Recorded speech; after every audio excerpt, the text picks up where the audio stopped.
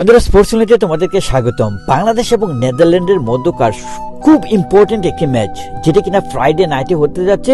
এবং এই ম্যাচটি আমি বলছি যে শ্রীলঙ্কা এবং বাংলাদেশের ম্যাচটি যেরকম বাংলাদেশের জন্য ইম্পর্টেন্ট ছিল, এক্স্যাক্টলি সেম ওয়েতে কিন্তু এই ম্যাচটা আমাদের জন্য খুব ইম্পর্টেন্ট।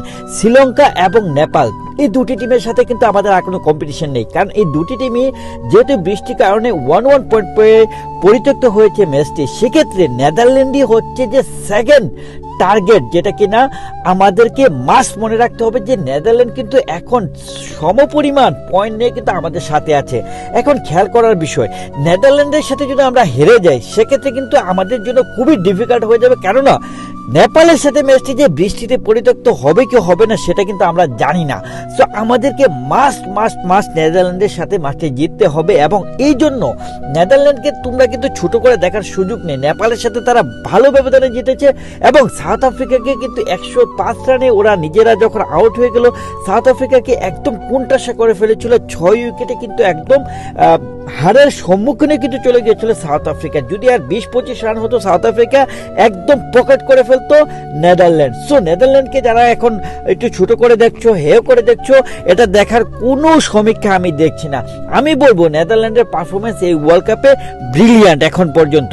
সো বন্ধুরা, যে বিষয়টা আমাদের জন্য ইম্পর্টেন্ট, যে আমাদের প্লেয়াররা নেদারল্যান্ডের সাথে ভালো করার জন্য আমাদের মেন যে বিষয়টা সেটা হচ্ছে যে আমাদের যে সাউথ আফ্রিকার সাথে যে আমরা হেরে গেলাম, বা যেভাবে আমরা ফাইট করেছি, একদম জেতার মতো সিচুয়েশন ছিল। ভুল আম্পায়ারিং না হলে আমরা যেতেই যেতাম, 4টা রান কিন্তু আমরা পেয়ে যেতাম, 22 রান কিন্তু আমরা পেতাম। সো সেটাও আমরা পাইনি। সো মোট কথা হচ্ছে সাউথ আফ্রিকার সাথে জেতার আমাদের কোনো টার্গেটই ছিল না। আমাদের টার্গেট ছিল সাউথ আফ্রিকার সাথে আমরা হারলেও সমস্যা নেই বা একটি কম্পিটিটিভ ম্যাচ হবে।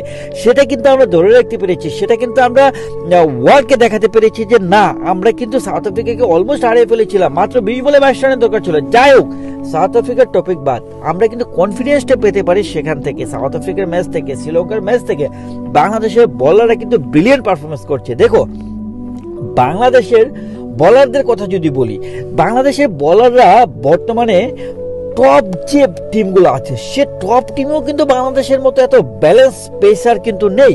তুমি খেয়াল করে দেখো, মুস্তাফিজ যে কিনা আইপিএলে গিয়ে একদম ধামাকা করে ফেলেছে কিন্তু চেন্নাই টিমের জন্য। যেই কিনা মুস্তাফিজ সরে আসলো, আইপিএলে কিন্তু চেন্নাই টিম পড়ে গেল, একদম কোণঠাসা হয়ে গেল। এখন তোমাদেরকে বলি, আমাদের তাসকিনের পারফরমেন্স চমৎকার, সাকিবের পারফরমেন্স, তানজিদ সাকিবের পারফরমেন্স কিন্তু চমৎকার। সো এক কথা হচ্ছে যে আমরা কিন্তু এমনিই কিন্তু আসলে ফ্রন্টে আছি। অন্যদিকে রিশাদ, সাকিব ভাইয়ের পারফরমেন্স মিলিয়ে বোলিং লাইন আপ কিন্তু আমরা 100তে 100, কোনো প্রবলেম নেই। এখন কথা হচ্ছে যে আমাদের ব্রিলিয়ান্ট পারফরমেন্স করার জন্য আমাদের কম্বিনেশন থাকতে হবে, combination between batting and bowling, যেটাই আমাদেরকে জেতাতে পারে। So we must need to think positively, যে আমরা যে প্লেয়ারদেরকে ফোকাস করা দরকার, টপ অর্ডার, মিডল অর্ডার এবং লয়ার মিডল অর্ডার, সব ব্যাটসম্যানদেরকে আসলে ভালো করে আসলে মাপদণ্ড মেপে নামতে হবে, যেন আমরা ব্রিলিয়ান্ট একটি ব্যাটিং পারফরমেন্স করতে পারি।